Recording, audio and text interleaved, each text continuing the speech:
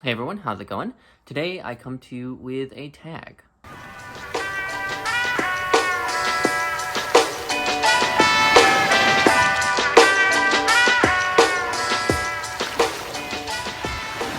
This is the Fab Four Book Tag. It was created by Tom from over at Tom LA Books, and he also tagged me in his original video, which I will leave a link to, of course. And these are bookish questions that are derived from stuff surrounding the Beatles, who I can't say I am like a major fan of. I enjoy their music, but I don't go out of my way to listen to them. But both of my parents are huge fans of them, so I know their music relatively well. So, anyway, without further ado, I will get into the questions. Number one is, I just fell out of bed, found out what key I dreamed in, and I played it, which is a quote from Paul McCartney about his song Yesterday. And then the prompt is a book that you dreamed about or that inspired one of your dreams. I don't dream about books very often. In fact, I had a really hard time thinking of an answer to this. And the only answer that I could think of was not so much a dream, so much as a nightmare. In fact, I think I would call it a night terror. When I was about 9 or 10 years old, I had a nightmare or a night terror about that was sort of related to the Guardians of Ga'Hoole books by Catherine Lasky.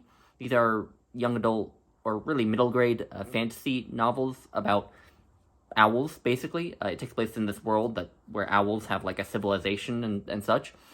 And I had this dream that owls were coming to attack all of humanity and were killing everyone, including me, and coming to attack me. And they really scared me. I was like 9 or 10 years old. I like woke up screaming, and my parents had to like calm me down and tuck me back into bed and tell me everything was all right. And yeah, it was not a fun night, but that was the best answer I could come up with.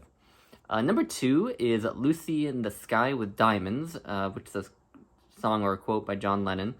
And the prompt is a book that talks about drugs or that was written under the influence of drugs. The book that came to mind for me for this prompt is The Goldfinch by Donna Tartt. This novel explores very in-depth substance abuse, both drugs and alcohol. The main character, Theo, he loses his mother very early in the novel when he's about 13 and ends up having to live with his father, who is not a very nice person and himself kind of abuses drugs and alcohol. And Theo kind of falls into substance abuse in that sort of bad situation. And the novel is a lot about his substance abuse. And he doesn't necessarily overcome it, but he does wrestle with it throughout the novel. And that's a great book. It won the Pulitzer Prize, deservedly, I think. The writing is beautiful. There are great characters in it. Theo himself is a great character. I definitely would recommend The Goldfinch. Number three, we thought we'd be really big in Liverpool. A quote from Ringo Starr, I guess. And the prompt is a book about someone who had far more success than what they expected, or a book that was much more successful than what the author expected.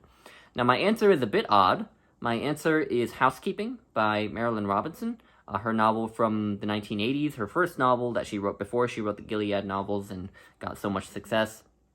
And the reason I put this novel as my answer to this question is because I remember listening to an interview with Marilynne Robinson where she said that she didn't really expect this novel to do very well. She was kind of surprised by how well it did.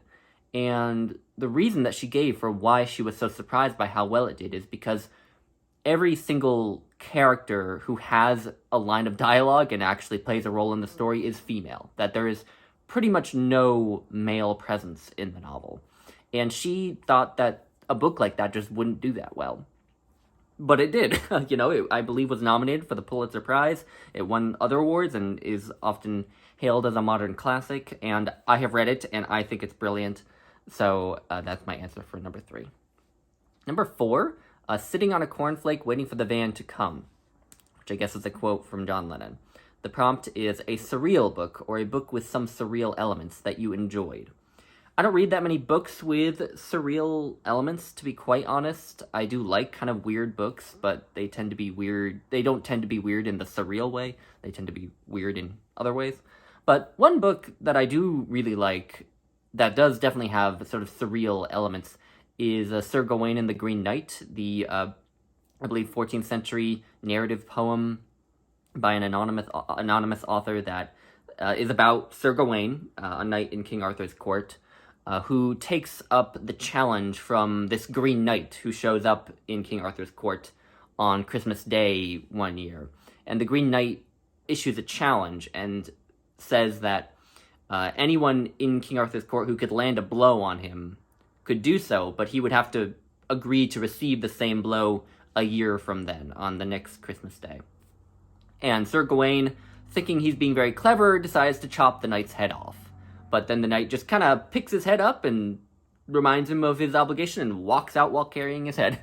So, definitely some surreal elements there. And the Green Knight himself is kind of a surreal character, because he's green. The reason he's called the Green Knight is because his skin is green, or because he's tree-like or something. There was a great film adaptation of this narrative poem that came out in 2021 called The Green Knight, directed by David Lowery, and it's one of the best movies of the year, in my opinion. And it makes the Green Knight this, like, almost Treebeard-like monstrosity in a way. So yeah, definitely a surreal book, and I think it's fascinating. I think it's very enigmatic. I think it's a difficult nut to crack. I don't quite know personally, like, what it's about personally. I mean, it certainly has a lot of themes that it touches on, like sin and desire and death and these sorts of things, but it's an enigmatic work, and it's a book that I have read twice now and certainly will reread in the future to help me to increase in my understanding of it. So that's my answer for number 4. Number 5, The White Album. The prompt here is a book you loved that A, has a minimalist cover, or B, is written in a minimalist style. And the book that came to mind for me is a book that I just recently reread, How It Is by Samuel Beckett. This is a novel, to a certain degree, about a man who is crawling through this possibly post-apocalyptic world that's covered in mud and possibly also human feces, and he, for whatever reason, is forced to crawl through this sea of mud and human excrement, and he has a bag full of cans of food which sustains him. And at one point in his crawling around, he runs into another guy named Pym. And he sort of torments Pym for a time by slapping him and clawing at him and hitting him with his can opener and so on and so forth. And then Pym, after a while, leaves, crawls away, and the main character, who I believe is unnamed, is sort of left to lie there and wait for he knows not what. And that is what happens in the book. But what's interesting about the book is the way that it's written. The sort of style that it's written in is very minimalist. It's hard to describe it without reading from the book, but basically Samuel Beckett cuts out a lot of the typical words that we expect from sentences in the book. It's sort of written almost in fragments of thoughts or fragments of sentences, and there aren't even paragraph breaks or sentence breaks. There's no punctuation. It's just broken up into lines. And it does have kind of a stream of consciousness feel to it. But again, it's more fragmentary than like the Joycean style of stream of consciousness. And so it's a fascinating way of writing. And I think it's minimalist because it cuts out a lot of the sort of sentence connectors that we expect, right? And it doesn't have paragraphs or punctuation or this sort of thing. And I think it's one of my top 10 books of all time, I think. If not my top 10, then top 20, definitely. I think it absolutely succeeds. I think it's one of Samuel Beckett's best works. So, there it is. Number 6, Little Darling, It's Been a Long, Cold, Lonely Winter, Here Comes the Sun, George Harrison. A book of poetry that you found uplifting. Now, I, A, do not read very much poetry that's very uplifting, and B, I don't really read that many individual volumes of poetry. When I read poetry, it's usually in anthology form, or I just find poems on the internet. You know, and I have read some volumes of poetry, but to be quite frank, those individual volumes of poetry that I've read haven't been among the best poems that I've read. So, I don't have a very good answer specifically to what the prompt is asking for. However, I thought that I would replace it with an uplifting poem, individual poem, that I've read recently. And I found a poem that I read just the other day for the first time in this anthology. This is When the Light of the World Was Subdued, Our Songs Came Through, a Norton anthology of Native Nations poetry. This is edited by none other than Joy Harjo, and one poem that I found rather uplifting in it that I read the other day is a poem, the title of which I'm going to butcher in pronouncing, but the title of the poem, this is my attempt at pronouncing it, is Ulu Haimalama, and the poet, whose name I also am going to struggle to pronounce, is Mahalani Perez Went, and she is a native Hawaiian author. And so I thought that I would just read you the poem. It's not all that long, and it'll give you an idea of why I think it's uplifting. So here's Ulu Haimalama. We have gathered with manacled hands. We have gathered with shackled feet. We have gathered in the dust of forget, seeking the vein which will not collapse. We have bolted the gunner's fence, given sacrament on blood-stained walls. We have linked souls end to end against the razor's slice. We have kissed brothers in frigid cells, pressing our mouths against their ice-hard pain. We have feasted well on the stones of this land. We have gathered in dark places and put down roots. We have covered the earth, bold flowers for her crown. We have climbed the high wire of treason. We will not fall. So that's a poem that I thought was sort of uplifting in a bittersweet way that I read the other day. All right, number 7 is A Day in the Life, an experimental book that's very uncommon for its content or format, and yet it works well. I, again, don't read a ton of experimental literature. I wish I read more, but one answer that came to mind that I really love, I could have put How It Is as the answer for this, as you probably could guess, but I didn't want to give the same book for two prompts. So the answer that I'm giving for this one is The Waves by Virginia Woolf. This is possibly my favorite book I've read by her. I'm saying that somewhat on the fly, so don't hold me to that, but certainly it is up there with Mrs. Dalloway and To the Lighthouse and Orlando, and it is highly experimental. Like How It Is, like Ulysses, it is written in a kind of stream of consciousness style, but it's much more reined in, I guess I would say, than How It Is or Ulysses or something like that, because it does have, like, grammar and commas and full sentences. It's just that some of the sentences go on for a very long time. And the novel is about a group of, I believe, 7 or 8 friends, and it just follows their lives for years and years, I think decades. And it basically, what the novel does is it tries to portray life as it's actually lived, rather than life as it tends to be sort of constructed in novels, right? Like, the way that life is shown in novels or in short stories isn't really how life is lived, right? Authors make, they shave things off, there are narrative conveniences to drive the plot forward, this, that, and the other thing. This doesn't do that. It just shows the lives of several people as they're actually lived, which means that there's not much action. But I think it is a profound work. I think it is powerful. I haven't read it in years, but it has some of the most beautiful writing that I've encountered. So that's The Waves. All right, moving on to number 8.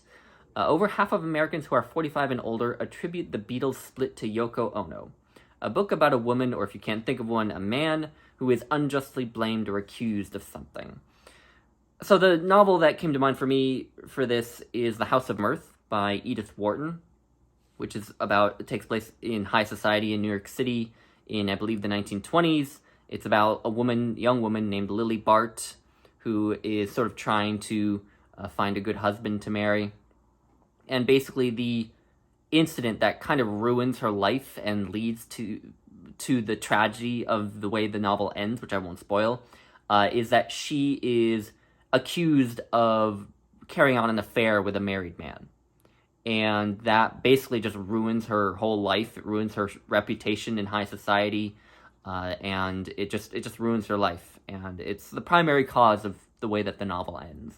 So, and it's a really good book. It's one of the only novels that I've read where I personally would say it's just about perfect in terms of the character, the plot, the writing, everything. It's just a perfect novel. And yeah, so there's that. Number 9. Limitless, undying love which shines around me like a million suns and calls me on and on across the universe. John Lennon. A book that opened your mind and made you think of the universe in a new way, either physically or spiritually. Now, the thing is there are a lot of books like this that I've already talked about, so if I were to give an answer on the spiritual side, I would be talking about probably a book that I've already talked about a lot. So I thought that I would go with the physical side. What made me see the physical side of my world in a new way. And it might not be a book about the universe, but it's certainly a book about my universe, because I am American. And the book that I am naming for this prompt is Freethinkers, A History of American Secularism by Susan Jacoby, which is a very concise but very well-written and well-researched history book of the influence that secularists have had throughout American history, both in the founding of the United States and also in many civil rights movements. And that's part of what I found most eye-opening about it.